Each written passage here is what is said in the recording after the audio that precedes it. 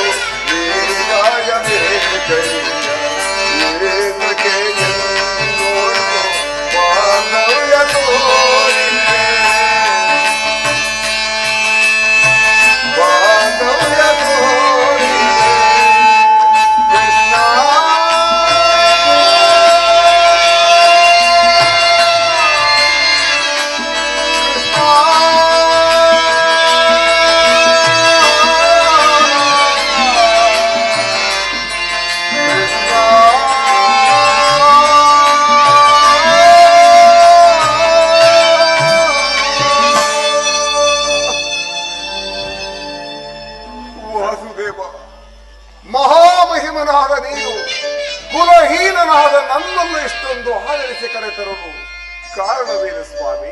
ಕರ್ಣ, ಕ್ಷತ್ರಿಯೋಚಿತವಾದ ಗುಣಗಳು ನಿನ್ನಲ್ಲಿ ರಾರಾಜಿಸುತ್ತಿರುವಾಗ ಕುಲಹೀನರಲ್ಲಿ ಕಂಡುಬರುವ ಗುಣಲಕ್ಷಣಗಳು ನಿನ್ನಲ್ಲಿವೆ. ವಾಸುದೇವ, ಕರ್ಣ, ನಾನೆಂತಿದ್ದರೂ ಓರ್ವ ಸೂತನೆಂಬ ವಿಚಾರವನ್ನು ಈ ಪ್ರಪಂಚವು ಮರೆಯುವುದಿಲ್ಲವಲ್ಲ ದೇವ. ಕರ್ಣ, ನನ್ನ ನುಡಿಯ ಸಂತೋಷದಿ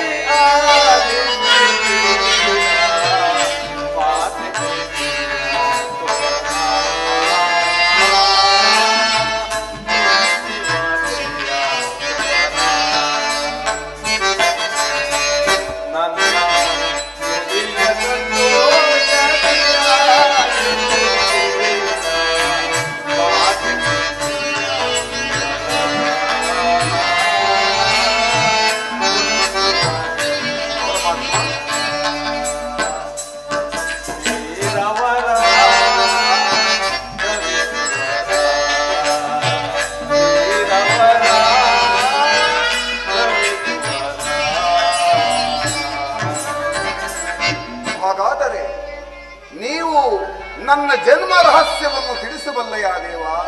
ತಿಳಿಸುವೆನು ಕರ್ಣ. ನಿನ್ನ ಜನನ ಕರ್ಣದ್ವಾರ ಬೆಳೆದೆ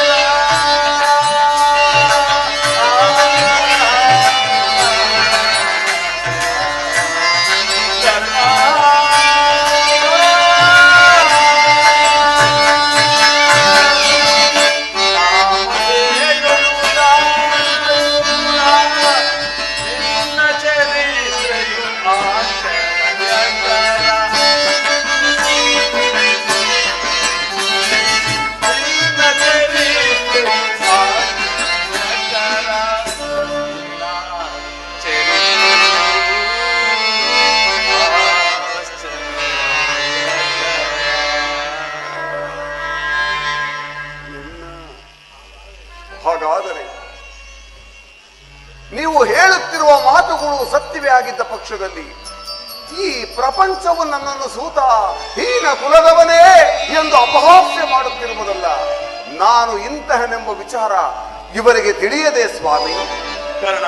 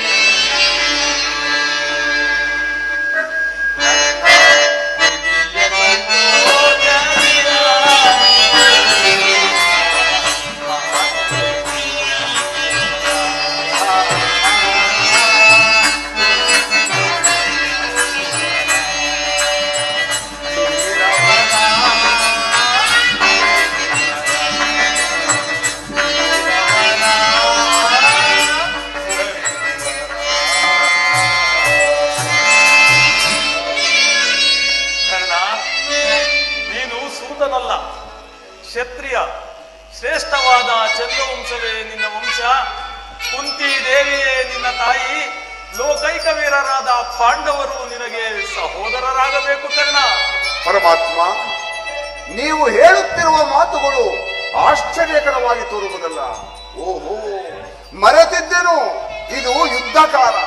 ದೇವಾ, ನೀವಾದರೂ ಪಾಂಡವರ ಪಕ್ಷಪಾತಿ. ಅವರ ತಲೆಗಳನ್ನು ಕಾಯಲು ಈ ರೀತಿ ನನ್ನನ್ನು ವಂಚಿಸುತ್ತಿರುವೆಯಾ ಪರಮಾತ್ಮ? ಕರ್ಣ, ರಾಜಾದಿರಾಜನೆನ್ನೆನ್ನಿಸಿ ಹಸ್ತಿನಾವತಿಯ ದಿವ್ಯ ರತ್ನ ಸಿಂಹಾಸನವನ್ನೇರಿ ರಾಜ್ಯಭಾರ ಮಾಡಬೇಕಾಗಿರುವ ನೀನು ಈ ರೀತಿ ಪರರ ಸೇವೆಯಲ್ಲಿ ಕೈಕಟ್ಟಿಕೊಂಡು ಕುಳಿತಿರುವೆಯಲ್ಲ. ನನ್ನ ಮಾತನ್ನು ಸತ್ಯವೆಂದು ನಂಬು ಕರ್ಣ. ಸತ್ಯವೆಂದು ನಂಬಲೆ ದೇವ? ಹಾಗೆ ಸತ್ಯವೆಂದು ನಂಬಲು ಸಹಜವಾದ ಆಧಾರಗಳೇನಿರುವುದು ಪರಮಾತ್ಮ? ಏಕಿಲ್ಲ ಕರ್ಣ. ನಿಮ್ಮ ತಾಯಿಯಾದ ಕೃತಿ ದೇವಿಯು ಕನ್ನಿಕಾವಸ್ಥೆಯಲ್ಲಿದ್ದಾಗ ದೂರ್ವಾಸ ಮುನಿಗಳ ಸೇವೆಯನ್ನು ನಿಷ್ಠೆಯಿಂದ ಮಾಡಿದ್ದಕ್ಕಾಗಿ ಮುನಿಗಳು ಪ್ರಸನ್ನರಾಗಿ 5 ಮಂತ್ರಗಳನ್ನು ವರವಾಗಿ ನೀಡಿದ್ದರು. ಅವುಗಳು ಫಲಿಸುವವೋ ಇಲ್ಲವೋ ಎಂಬುದನ್ನು ತಿಳಿಯಲು ಮೊದಲನೇ ಮಂತ್ರವಾದ ಸೂರ್ಯ ಮಂತ್ರವನ್ನು ಜಪಿಸಿದಾಗ ನೀನು ಜನಿಸಿದೆ. ಪರಮಾತ್ಮ, ಕನ್ಯೆಯಾಗಿ ಕಲ್ಯಾಣವಾಗದೆ ಕಂದನನ್ನು ಅಡೆದೆನೆಂಬ ಲೋಕ ನಿಂದನೆಗೆ ಒಳಗಾಗಬಾರದೆಂಬುದನ್ನರಿತ ನಿಮ್ಮ ತಾಯಿಯು ನಿನ್ನನ್ನು ಗಂಗಾ ನದಿಯಲ್ಲಿ ನೀನು ಸೂತರ ಕೈಗೆ ಸಿಕ್ಕಿದೆ. ಸೂತರು ನಿನ್ನನ್ನು ಚೆನ್ನಾಗಿ ಸಾಕಿ ಸಲುಹಿದರು. ಕರ್ಣ,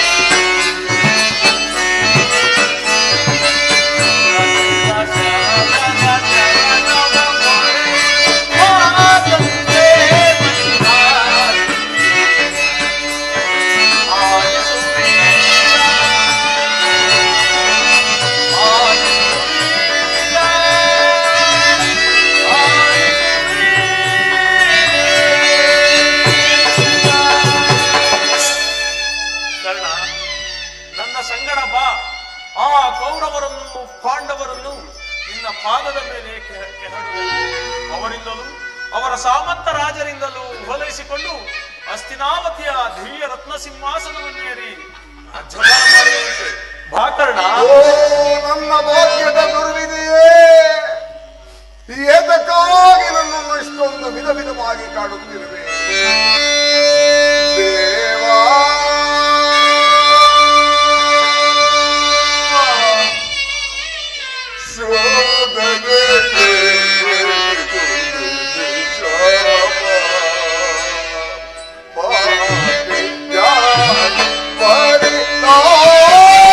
ಪರಿತಾರಿದ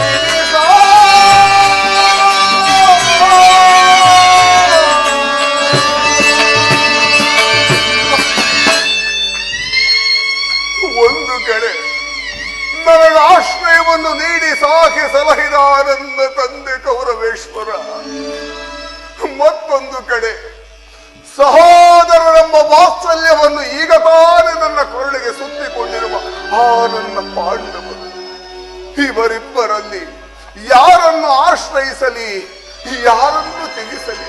ಪರಮಾತ್ಮ ಕೃಷ್ಣ, ನನಗೊಂದು ತಿಳಿಯಲಾಗಿದೆ ದೇವಾ, ನನಗೊಂದು ತಿಳಿಯಲಾಗಿದೆ. ಕರ್ಣ, ನಿನ್ನ ಮನಸ್ಥೈರ್ಯವನ್ನು ನಾಶಪಡಿಸಿಕೊಳ್ಳಬೇಡ. ನಿನ್ನ ಜನ್ಮ ವೃತ್ತಾಂತವನ್ನು ನಿನಗೆ ತಿಳಿಸಿ ನಿನ್ನನ್ನು ದುಷ್ಕೀರ್ತಿ ಕಳಂಕದಿಂದ ಪಾರು ಮಾಡಿದ್ದೇನೆ. ಇನ್ನು ಮುಂದೆ ಯಾರನ್ನು ಆಶ್ರಯಿಸಬೇಕು, ಯಾರನ್ನು ತ್ಯಜಿಸಬೇಕು ಎಂಬುದನ್ನು ನೀನೇ ನಿರ್ಧಾರ ಮಾಡಬೇಕು ಕರ್ಣ. ಪರಮಾತ್ಮ, ತಾವು ಹೇಳಿದ ಮಾತುಗಳು ಸತ್ಯವೇ ಆಗಿದ್ದ ಪಕ್ಷದಲ್ಲಿ ಆ ಭೀಮಾರ್ಜುನರು ನನ್ನನ್ನು ಕಂಡಾಗಲೆಲ್ಲ ಹೇ ಸೂತ, ಈಗ ಕುಲದವನೇ ಎಂದು ಅಪಹಾಸ್ಯ ಮಾಡುತ್ತಿರುವರಲ್ಲ, ನಾನು ಇಂತಹವನೆಂಬ ವಿಚಾರ ಅವರಿಗೆ ತಿಳಿಯದೆ ಸ್ವಾಮಿ. ತಿಳಿಯದು ಕರ್ಣ, ತಿಳಿಯದು. ನಿನ್ನ ವಿಚಾರವು ನಿಮ್ಮ ತಾಯಿಯಾದ ಕುಂತಿದೇವಿಗಾಗಲಿ ನಿಮ್ಮ ಸಹೋದರರಾದ ಪಾಂಡವರಿಗಾಗಲಿ ತಿಳಿಯದು ಕರ್ಣ. ನಿಮ್ಮ ತಾಯಿಯು ನಿನ್ನನ್ನು ಕಂಡಾಗಲೆಲ್ಲ ಪರಮಾತ್ಮ, ಆ ಕರ್ಣನಾರು ಆತನನ್ನು ನೋಡಿದರೆ ನನಗೆ ಮರುಕು ಉಂಟಾಗುವುದು ಎಂದು ಪದೇ ಪದೇ ನನ್ನ ಬಳಿ ಹೇಳುತ್ತಿದ್ದಳು. ಈಗ ತಾನೇ ನಿನ್ನ ಜನ್ಮ ವೃತ್ತಾಂತವನ್ನು ತಿಳಿಸಿ ಬಂದಿದ್ದೇನೆ. ನಿನ್ನನ್ನು ನೋಡಲು ಗಂಗಾ ನದಿಯ ತೀರಕ್ಕೆ ಬರುವಳು. ಅವಳ ಮನಸ್ಸನ್ನು ನೋಯಿಸಬೇಡ, ಸಂತೋಷಪಡಿಸು ಕರ್ಣ. ಆಗಬಹುದು, ಆಗಬಹುದು ದೇವ. ನಾನು ಬಂದು ಬಹಳ ಹೊತ್ತಾಯಿತು, ನಾನಿನ್ನು ಬರಲೇ ಕರ್ಣ. ಆಗಬಹುದು ಪರಮಾತ್ಮ, ಆಗಬಹುದು.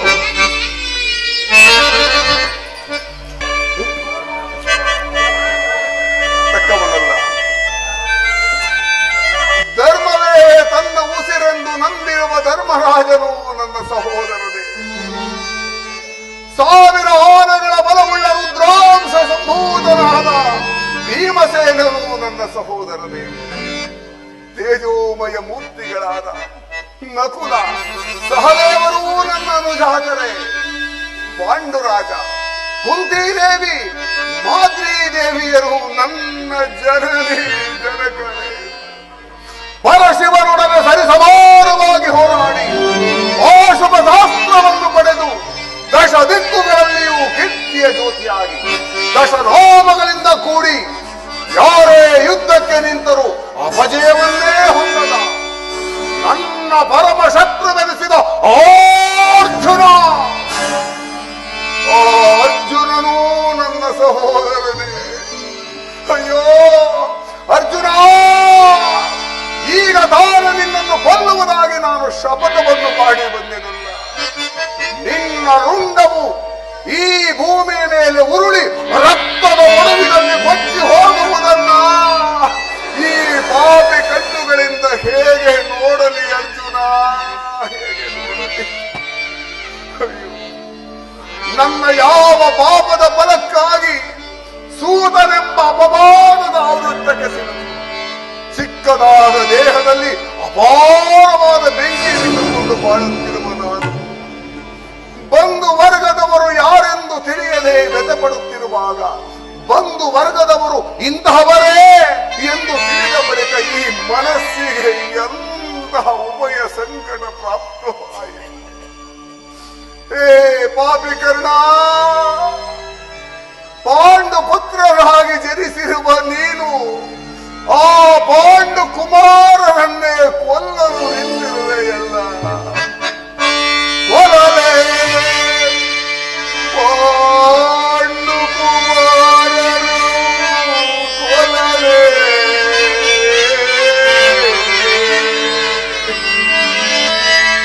ಕೊಲ್ಲಲೇ ಪಾಂಡು ಕುಮಾರರು, ಕೊಲ್ಲಲೇ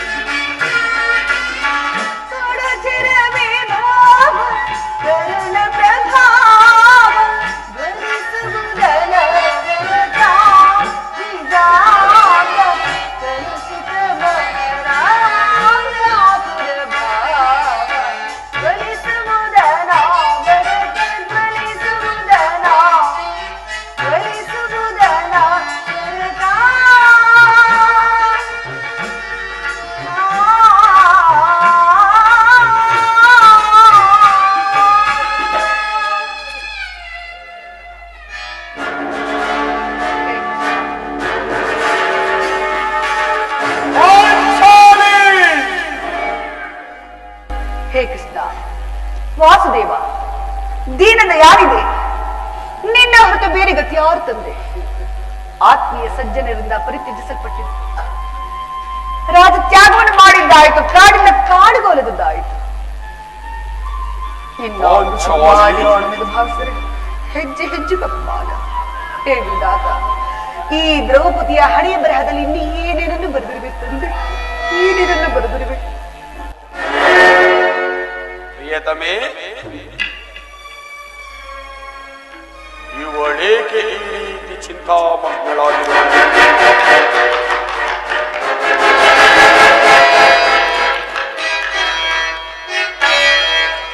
ಪ್ರಿಯತಮೇ, ಶಾಂತೆ ಶಾಂತೆ, ಹೊರ ಛೇದನಾಗಿ ಹೊರ ಪತ್ನಿಯಾಗಿ ಬರುತ್ತೇನೆ.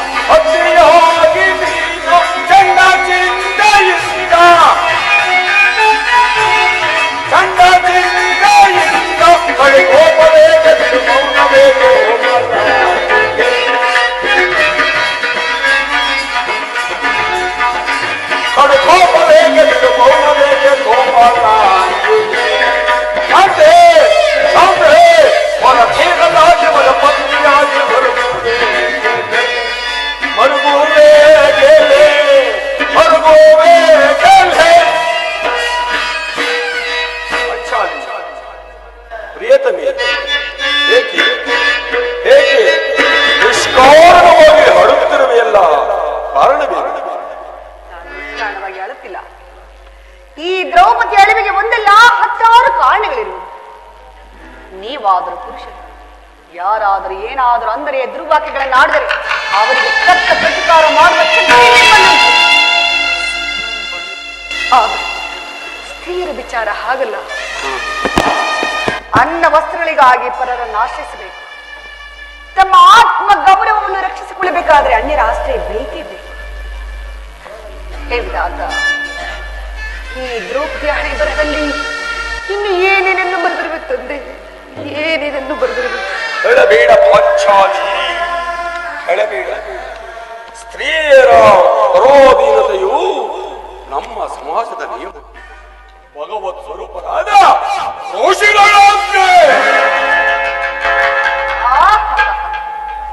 ಕೈ ಹಿಡಿದ ಪತ್ನಿಯನ್ನು ದ್ಯೂತದಲ್ಲಿ ಪಣವಾಗಿಟ್ಟ ಸೋಲುವಂತೆ ಆ ನಿಮ್ಮ ಋಷಿಗಳು ಆಜ್ಞೆ ಮಾಡಿದರಲ್ಲವೇ? ಪತಿಗಳಂತೆ ಪತಿಗಳು ತಪಸ್ಸು ಮಾಡಿ ಪಡೆಯಬೇಕು ನಿಮ್ಮಂತಹ ಪತಿಗಳನ್ನ. ಹಠವಿದ್ದೆ ತಕ್ಕೆ ಭಾಮಿಂದೆ,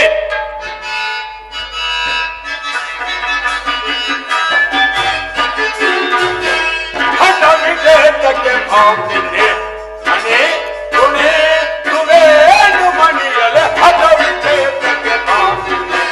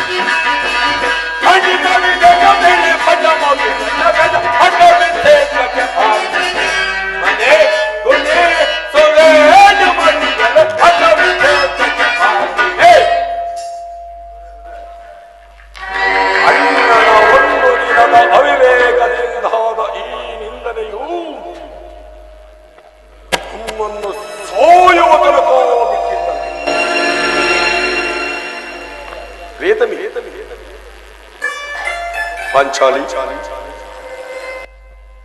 ಅಣ್ಣನ ಅಪರಾಧವನ್ನ ಕ್ಷಮಿಸುವಂತೆ ನಾನು ಎಷ್ಟು ಸಾರಿ ಬೇಡಿಕೊಂಡಿಲ್ಲವೇ?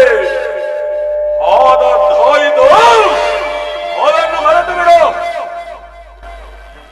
ಈ ದಿನ ನೀನು ಈಗೇಕೆ ಹೀಗಿರುವೆ ಅದನ್ನು ನನ್ನಡೆ ತಿಳಿಸಬಾರದೆ? ಅದರಿಂದ ಆಗುವ ಪ್ರಯೋಜನವಾದರೂ ಏನು? ನೀವು ಎಷ್ಟೇ ಆದರೂ ಅಣ್ಣನ ಆಜ್ಞಾಧಾರಕರು, ಅಣ್ಣನ ಆಜ್ಞೆಯ ಹೊರತ ಮಾತು ಈಗ ಆಜ್ಞಾಧಾರಕರು ಅಲ್ಲ. ಹಾಗಾದ್ರೆ ಕೇಳು, ಈ ದಿನ ಹಸ್ತಿನಾಂಬೆಯ ಮಂದಿರಕ್ಕೆ ದೇವಿ ದರ್ಶನಕ್ಕೆಂದು ಹೋದಾಗ ದುರ್ಯೋಧನನ ಪತ್ನಿಯಾದ ಭಾನುಮತಿಯೊಳಗೆ ಬಂದಿದ್ದಳು. ಅವಳು ನನ್ನನ್ನು ನೋಡಿ ನಕ್ಕು, ನಿನ್ನ ಪತಿಗಳಾದರೂ ವಾಸಕ್ಕಾಗಿ 5 ಗ್ರಾಮಗಳನ್ನು ಬೇಡಲು ದೂತನನ್ನು ಸಂಧಿಗೆ ಕಳಿಸಿದ್ದಾರೆ. ಆಗಲಾದರೂ ಈ ನಿನ್ನ ಬಿಚ್ಚಿನ ಕೇಶರಾಶಿಯನ್ನು ಮುಡಿಗಟ್ಟಿವೆಷ್ಟೆಂದು ಹೇಳಿ ಪರಿಹಾಸ ಮಾಡಿದರು ಪ್ರಾಣೇಶ್ವರ. ಏನು ದುರ್ಯೋಧನನೊಡನೆ ಪುನಃ ಸಂಧಿಗೆ ಪ್ರಯತ್ನ? ಯಾರು ಯಾರು ರಾಯಭಾರಕ್ಕೆ ಹೋಗಿದ್ದವರು? ಮತ್ತಿನ್ಯಾರು? ನಮ್ಮೆಲ್ಲರ ಮೆಚ್ಚಿನ ಶ್ರೀಕೃಷ್ಣ ಪರಮಾತ್ಮ.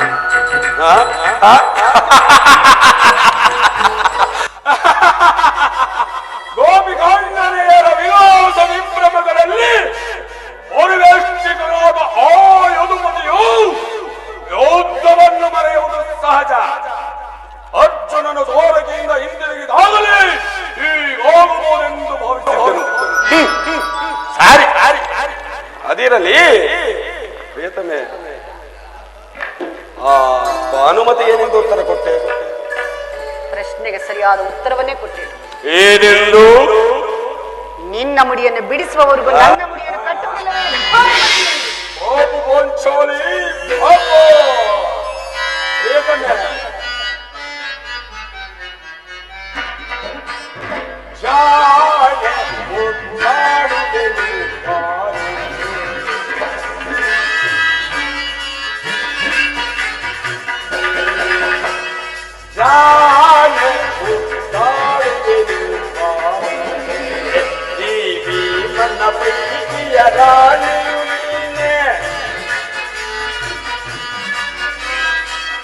मन प्रेयसी रानी जान तारुगे लोगों समझा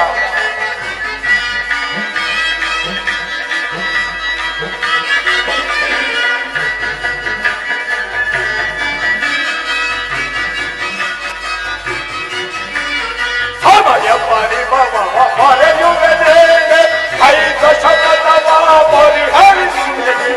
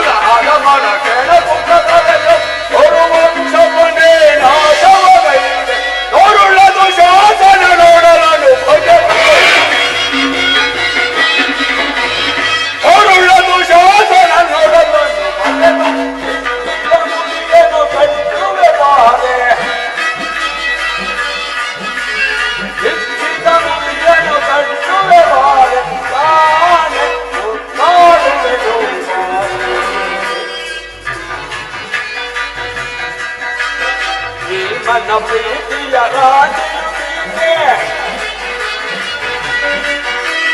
ಭೀಮನ ಪ್ರೀತಿಯ ಪ್ರೇಯಸಿ ನೀನೆ ಜಾನೆ ನನ್ನ ಜಾನೆ ಮುದು ಜಾನೆ ಮುದ್ದಾಡುವೆನು ಮಾದೆ ಬಾಬು ಪಾಂಚಾಲಿ ಬಾಬು ನೀನು ನಮ್ಮ ಸಂಗಡ ಕದನವಾಡುವುದರಲ್ಲಿ ನಿನ್ನ ಚತುರತೆಯೇ ಮುಗಿಸಿದ್ದೆ ಎಂದು ಭಾವಿಸಿದೆ ಬಹಳ ಚಮತ್ಕಾರವಾದ ಉತ್ತರವನ್ನೇ ಕೊಟ್ಟಿರುವೆ ಚತುರಳು ನೀನು ಮಹಾ ಚತುರಳು ಪ್ರಾಣೇಶ್ವರ ಪ್ರಿಯತಮೆ ಪ್ರಾಣವಲ್ಲಭ ಪ್ರೇಯಸಿ ಓ ಪ್ರಾಣಕಾಂತ ಲೋಪದ ನೆನಪಿರುವುದೇ ಅಂದು ನೀವು ಏನು ಹೇಳಿದ್ರಿ ಸಮಯವಿದೆ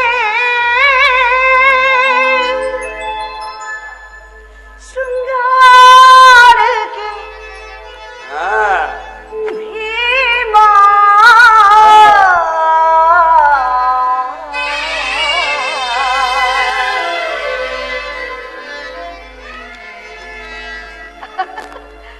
ಅರಿವಿರುವುದೇ ಹೌದು ಅರಿವಿರುವುದು ಸಮಯವಿದೆ ಶೃಂಗಾರಕ್ಕೆ ಭೀಮಾ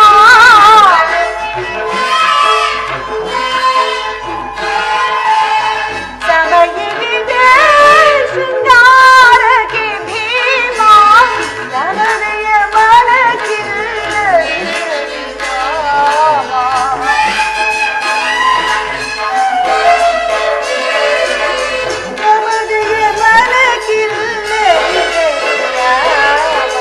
ಸಮಯವಿದೆ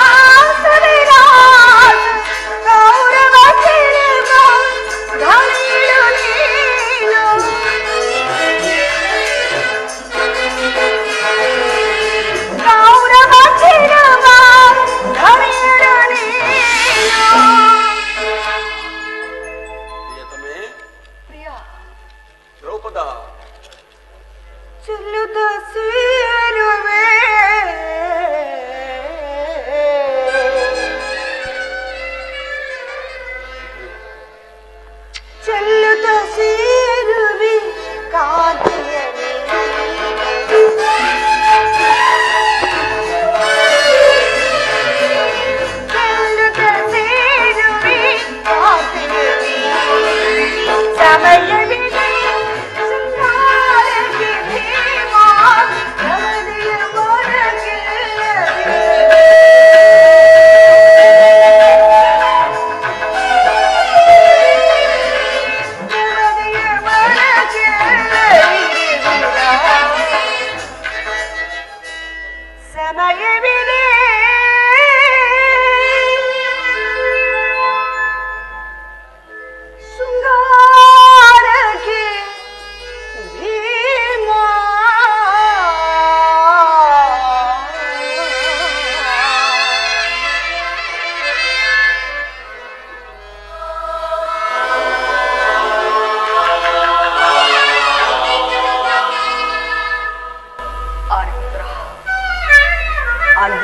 ಮಾತು ನಿಮಗೆ ನೆನಪಿನಲ್ಲಿ ಈ ನನ್ನ ಬಿಚ್ಚಿದ ಕೇಶರಾಶಿಯನ್ನು ಉಡಿಗಟ್ಟಿಸಿರಲ್ಲ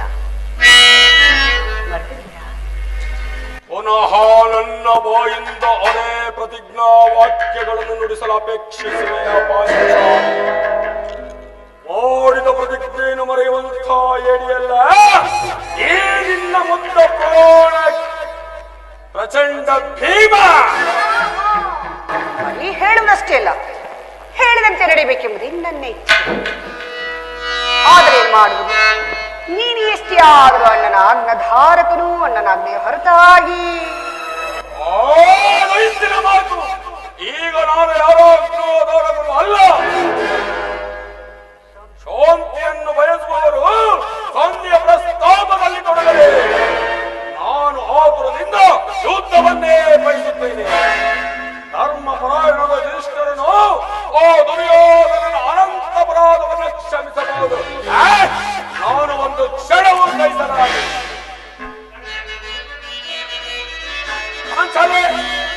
ಕೂಡ ಗೌರವವನ್ನು ಬಾಳಗಡಿಸುವೆ. ಹಾಳು ತಾಳು ಮೀಸು ಮಮತೆಯೇ ಗೌರವವನ್ನು ಬಾಳಗಡಿಸುವೆ. ತಾಳು ತಾಳು ಮೀಸು ಮಮತೆಯೇ ಸಾಯಿನಿದೆ ಪಡೆಯಲು ತಲೆಯಲು ಸಾಯಿನಿದೆ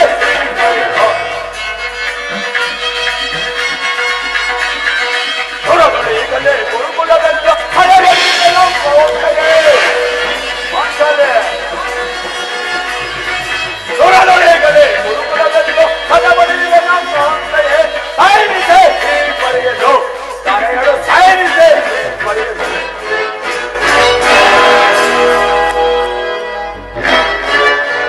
ಅಣ್ಣ ಅಲ್ಲಿ ನೋಡು, ಭೀಮಸೇನನು ಸಂಧಿ ವಿಚಾರವನ್ನು ತಿಳಿದು ಹೇಗೆ ಕೆರಳಿದ ಕೇಸರಿಯಂತೆ ವಿಜೃಂಭಿಸುತ್ತಿರುವನು. ಅವನನ್ನು ಸಮಾಧಾನ ಪಡಿಸಲು ನಿನ್ನನ್ನು ಹೊರತಾಗಿ ಮತ್ತಾರಿಂದಲೂ ಸಾಧ್ಯವಿಲ್ಲವಣ್ಣ.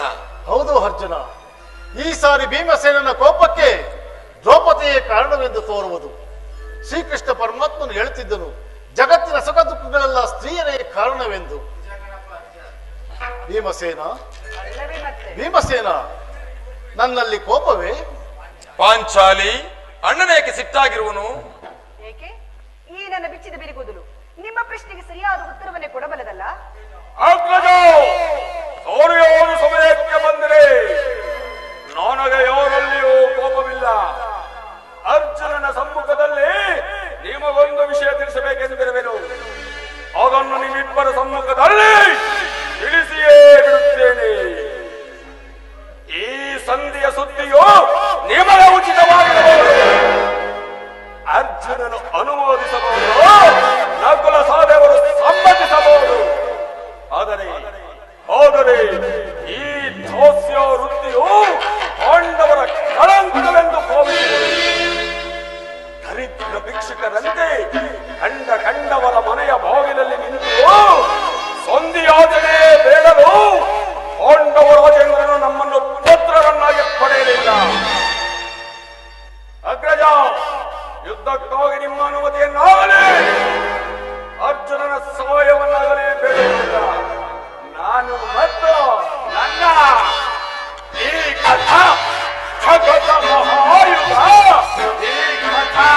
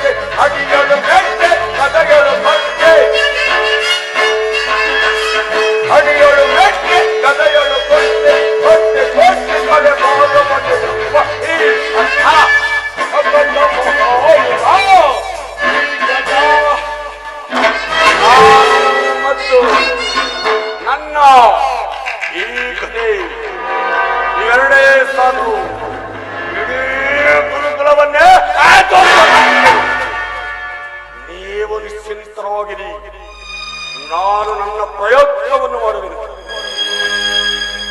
ಭೀಮಸೇನ, ಭೀಮಸೇನ, ನಿನ್ನ ಕೋಪವನ್ನು ತಡೆಯುವ ಶಕ್ತಿ ನನ್ನಲ್ಲಿಲ್ಲ. ಸಮಾನವೆಂದರೆ ಅಣ್ಣ, ಧರ್ಮಜನು ನಮಗಿಂತಲೂ ಹಿರಿಯನು. ಅವನ ಆಜ್ಞೆಗೆ ವಿರುದ್ಧ ನಡೆಯುವುದು ನಮಗೆ ಧರ್ಮಸಮ್ಮತವಲ್ಲ. ಪಾಂಚಾಲಿ,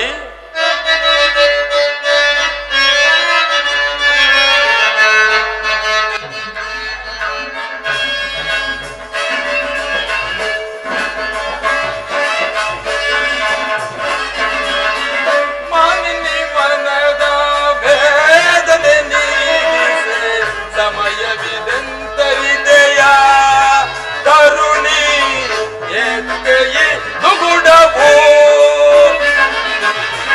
ಮಾನಿನಿ ಮನದ ವೇದನೆ ನೀಗಿರೆ ಸಮಯವಿದಂತರಿದೆಯ ತರುಣಿ ಏತಕೆಯೇ ನುಗುಡವು ಧರ್ಮದ ನಿಮ್ಮಯ ನಿರ್ಮಲ ಭ್ರಾತೃವು ಪಂಚಲಿ ಧರ್ಮಜನಮ್ಮಯ ನಿರ್ಮಲ ಭ್ರಾತೃವು ಮೀರುವುದನ್ನು ಚಿತ ಬದಕಿಸದೆ ನುಡಿಯ ಪಂಚಲಿ ಮೀರುವುದನ್ನು ಚಿತ ಬದಕಿಸದೆ ನುಡಿಯ ಆಪವತರುಣಿ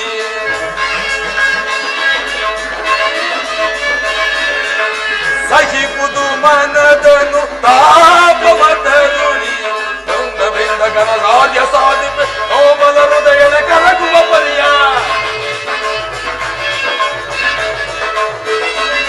ಧರ್ಮದಿಂದ ಘನ ಕಾರ್ಯ ಸಾಧಿಪೆ ಕೋಮಲ ಹೃದಯದ ಕರಗುವ ಪರಿಯ ಸಾರ ಸಾಕ್ಷಿ ನೀನರಿಯದ ಈ ಪರಿ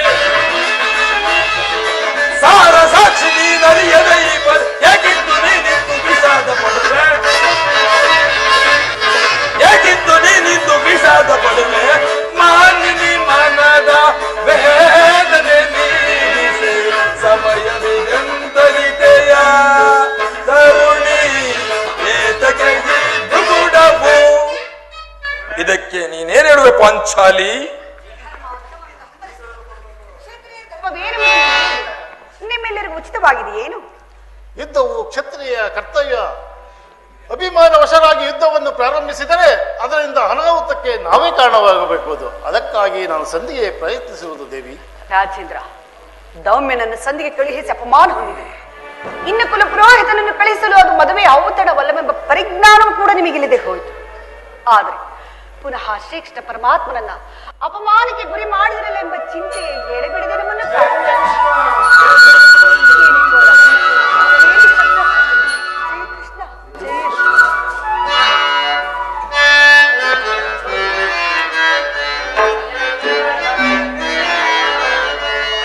ಏನಿದು ಮಾಯವ ಸಮಯವಿದು ಏನಿದು ಮಾಯವ ಸಮಯವಿದು ಹರಿಯೇ ಮೆರೆವರು ಕೌರವರವರು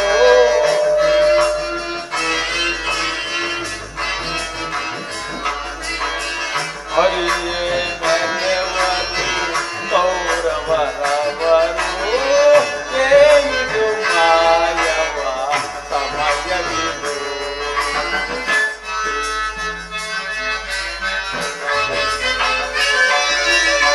ಕಾಲ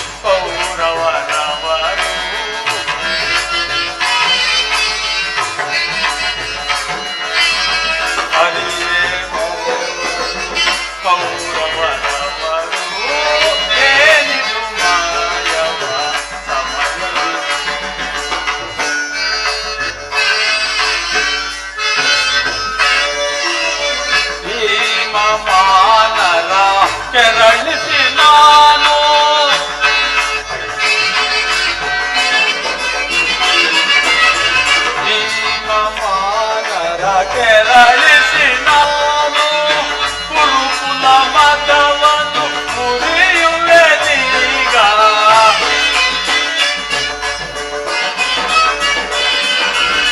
ಕುರುಕುಲ ಮತವನ್ನು ಮುರಿಯುವೆನೀಗ.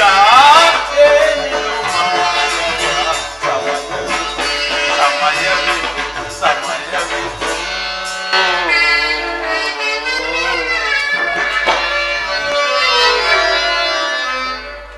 ಪರಮಾತ್ಮ, ಈ ಪಾಂಡವ ಪುತ್ರರ ಪ್ರಣಾಮಗಳನ್ನು ಸ್ವೀಕರಿಸು. ವಿಜಯಶಾಲಿಯಾಗು ಧರ್ಮನಂದನ. ಪರಮಾತ್ಮ, ಹೋದ ಕಾರ್ಯವೇನಾಯಿತು? ಹೋದವರ್ಯಾರು? ಅಂದರೆ ಕೃಷ್ಣನಲ್ಲವೇ?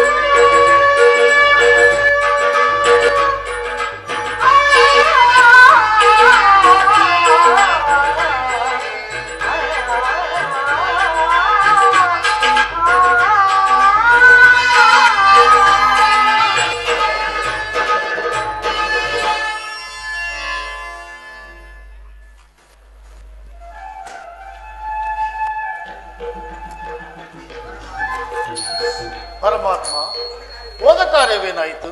ಹೋದವರ್ಯಾರು ಕೃಷ್ಣನಲ್ಲವೇ? ಅಂದರೆ ಎಲ್ಲವೂ ಸಮರ್ಪಕವಾಗಿಯೇ ನಡೆಯಿತು. ಸಂಧಿಯ ಕಾರ್ಯ ನಡೆಯಿತಷ್ಟೇ. ನಡೆಯಿತು. ಅರ್ಜುನ, ನಾನಿನ್ನು ಬರುವೆನು.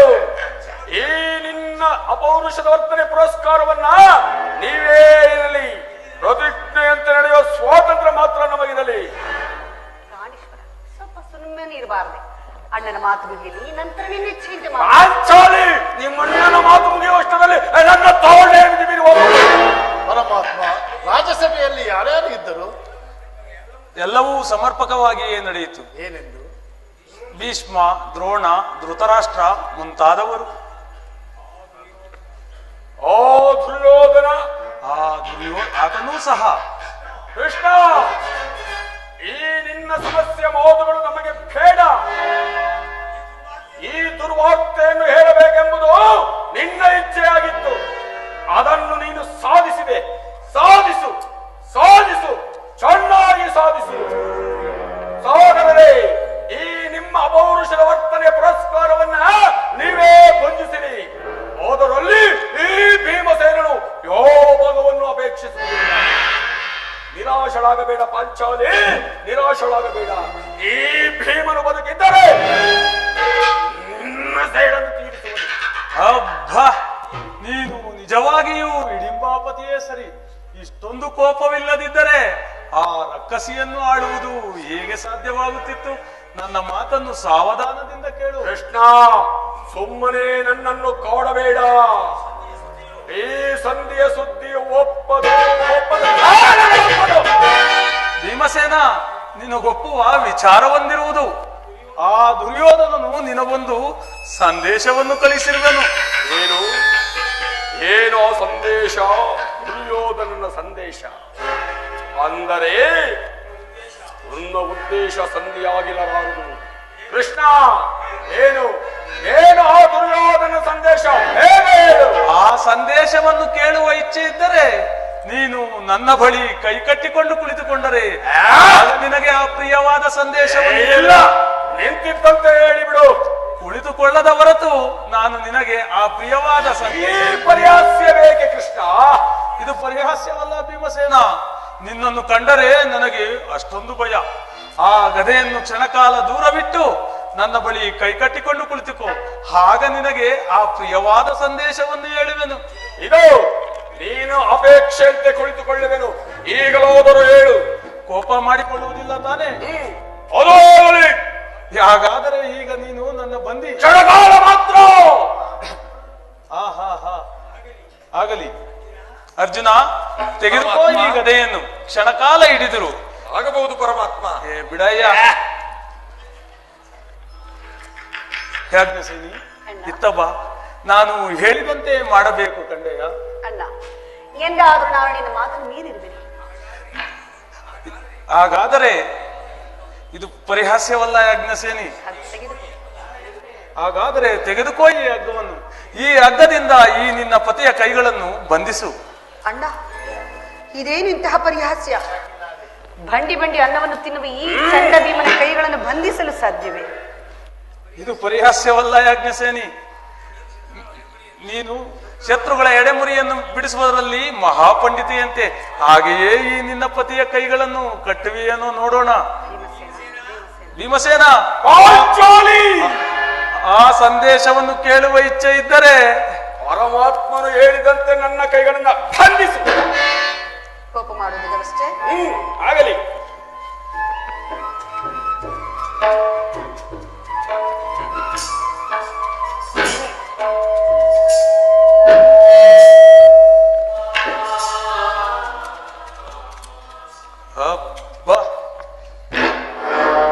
ಈಗ ನನಗೆ ನಿರ್ಭಯವಾಯಿತು. ಈಗ ಎಲ್ಲರೂ ಕೇಳಿರಿ. ಭೀಮಸೇನ, ಯಾಜ್ಞಸೇನಿ, ಧರ್ಮನಂದನ, ಕಿರೀಟಿ, ಈ ದಿವಸ ಈ ಭೀಮಸೇನನನ್ನು ಬಂಧಿಸಿರುವ ಹಗ್ಗವು ಆ ದಿವಸ ರಾಜ್ಯಸಭೆಯಲ್ಲಿ ನನ್ನ ಎಲ್ಲ ಅಂಗಗಳನ್ನು ಬಂಧಿಸಲು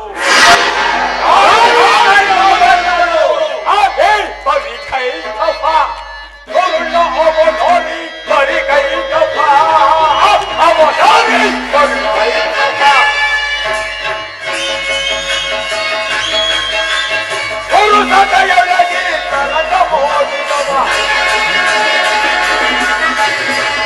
ಸದೆಯೊಳಗೆ ಕರಗ ಮೋದಿ ನಾಳೆ ಪರಿಗೈದವ ಹೊರುಳ ಅವಧಾರೆ ಪರಿಗೈದವ ಅವಧಾರೆ ಪರಿಗೈದವ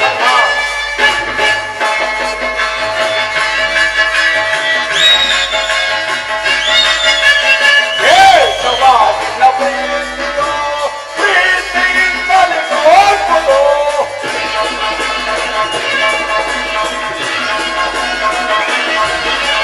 ಕೇಶವಾದಿನ ಪ್ರೀತಿಯೋ ಪ್ರೀತಿಯಿಂದಲೇ ನೋಡ್ಬೋದು ಈ ಸಮಯದ ಮನ ನೋಡೋದು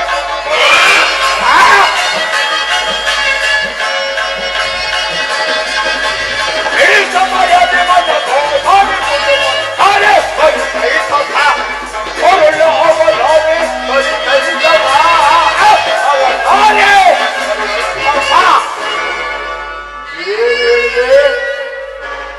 ಈ ಅಗ್ಗಗಳಿಂದ ಬಂಧಿಸಲೆತ್ತಿಸಿದ ಯಾರು ಬೇಗ ಹೇಳು. ಮತ್ತಿನ್ಯಾರು? ದುರಾಭಿಮಾನಿಯಾದ ದುರ್ಯೋಧನನು ಆಜ್ಞೆ ಮಾಡಿದನು. ದುರಾಚಾರಿಯಾದ ಆತನ ತಮ್ಮ ದುಶ್ಯಾಸನನು ಈ ಕಾರ್ಯವನ್ನು ನೆರವೇರಿಸಿದನು.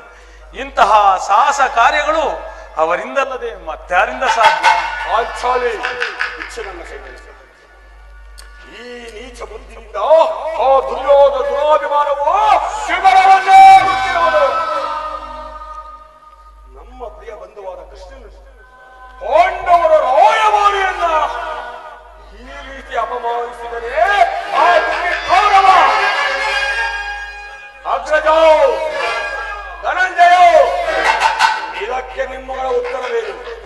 ಅಷ್ಟು ಮಾತ್ರವೇ ಅಲ್ಲ ಭೀಮಸೇನ, ಆ ದುರ್ಯೋಧನನು ಸಂಧಿಗೆ ಕೊಟ್ಟ ಉತ್ತರವನ್ನು ಕೇಳಿರಿ. ಹೇಳು ಪರಮಾತ್ಮ.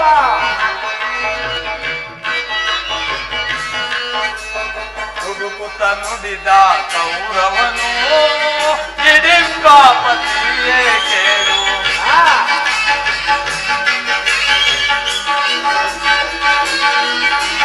ತುಡುಕುತ್ತ ನುಡಿದ ಕೌರವನು ಹಿಡಿಂಬಾಪತಿಯೇ ಕೇಳು. ಕಡೆಗೆ ಯುದ್ಧವಾಗೈಲೆ ಕೊಡೆ ನಾನು ರಾಜ್ಯವೆಂದ.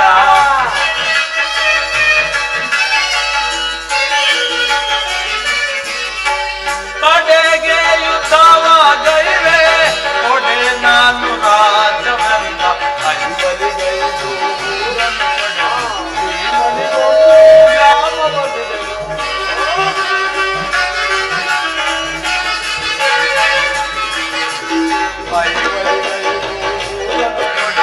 ಭೀಮನಿಗೊಂದು ಗ್ರಾಮವೊಲಿದೆನು. ಬಿಡುವೆನು ರಾಜ್ಯವ ನಾನು ಮಡಿದಾಗಲೆಂದನವನು.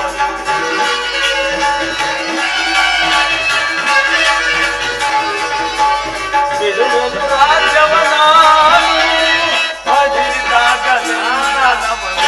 ದುಡುಕುತ್ತ ನುಡಿದ ಕೌರವನು ಹಿಡಿಂಬಾಪತಿಯೇ ಕೇಳು. ಕಡೆಗೆ ಯುದ್ಧವಾಗೈಲೆ ಕೊಡೆ ನಾನು ರಾಜ್ಯವೆಂದ. 5 ಮಾರು ಭೂಮಿಯನ್ನು ಸಹ ಕೊಡಲು ಆತನು ಸಮ್ಮತಿಸುವುದಿಲ್ಲ. ನೀವು ಸಂಧಿಯನ್ನು ಅಪೇಕ್ಷಿಸುವುದೇ ಆದರೆ ಅದು ರಣಾಂಗಣದಲ್ಲಿ ಶಸ್ತ್ರಾಸ್ತ್ರಗಳ ಆಸ್ವಾದದಲ್ಲಿ ಮಹಾರಥಿಕರ ವೀರ ಘೋಷದಲ್ಲಿ ಎಂದು ನುಡಿದನು. ಈ ಸಂದೇಶಕ್ಕೆ ನಮಗಿರುವುದು ಒಂದೇ, ಯುದ್ಧ, ಭಯಂಕರವಾದ ಯುದ್ಧ. ಪರಮಾತ್ಮ, ನಿನಗೂ ಗೊತ್ತು, ಈ ಜಗತ್ತಿಗೂ ಗೊತ್ತು, ನಾನು ಎಂದೂ ಯುದ್ಧವನ್ನು ಅಪೇಕ್ಷಿಸಿದವನಲ್ಲ. ಈ ಪ್ರತಿಫಲಕ್ಕೆ ಯುದ್ಧ. ಪಾಂಚಾಲಿ, ಹೆಚ್ಚು ನನ್ನ ಕೈಗಳನ್ನ ಏನು ಮುಚ್ಚುವುದಿಲ್ಲವೇ? ಪರಮಾತ್ಮ, ಅಗ್ರಜ ಧನಂಜಯ, ಯಾರೂ ಮುಚ್ಚುವುದಿಲ್ಲ. ಬೇಡ ಬೇಡ, ನಾನೇ ಬಿಚ್ಚುತ್ತೇನೆ.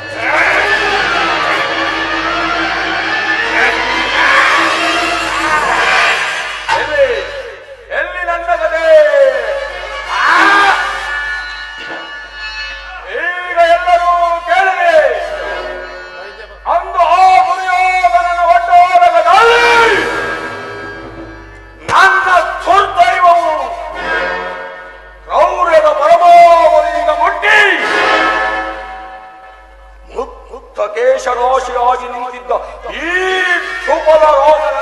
ಸಮ್ಮುಖದಲ್ಲಿ ಅಂದು ಪ್ರತಿಜ್ಞೆ ಮಾಡಿದೆನು. ಈಗ ಈಗ ಯುದ್ಧ ಸಂಘಟಿತವಾಗುವುದಕ್ಕಿಂತ ಮೊದಲು ಅದೇ ಪ್ರತಿಜ್ಞೆಯನ್ನು ಮಾಡುವುದು. ಕುಲದ ಸಕಲಗಳ ಹೊಡೆದು ಶಿರ ಅಡೆ ಕೆಡವನೆ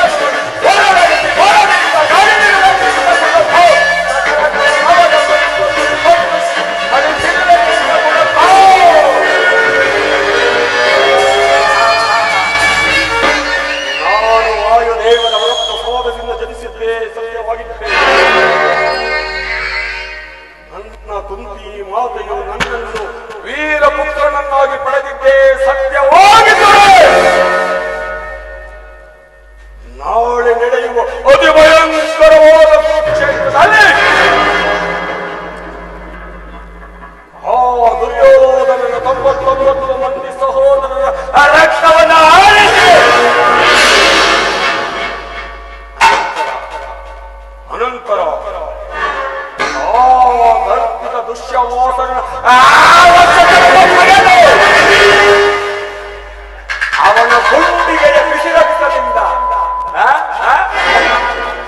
ನನ್ನ ಪ್ರೀತಿಯ ಮಡಲಿಯ ಪಂಚಾಲಿಯ ಇರುಮುಡಿಯ ಕಟ್ಟಿಸಿ ಅನಂತರ ಓ ದುರ್ಯೋಧನ ದೊಡೆಯನ್ನು ಈ ನನ್ನ ಗದೆಯಿಂದ ಬಡಿ ಬಡಿ ಮಾಡಿ ಆರಾಸ್ತದ ಕೋರಿಯಲ್ಲಿ ಅರಿಸದೆ ಓಡದೆ ಪರಮಾತ್ಮ ಇದ್ದ ಇದಕ್ಕೆ ನಿನ್ನ ಪೋದವೇ ಹರ ಹರ ಮಹದೇವ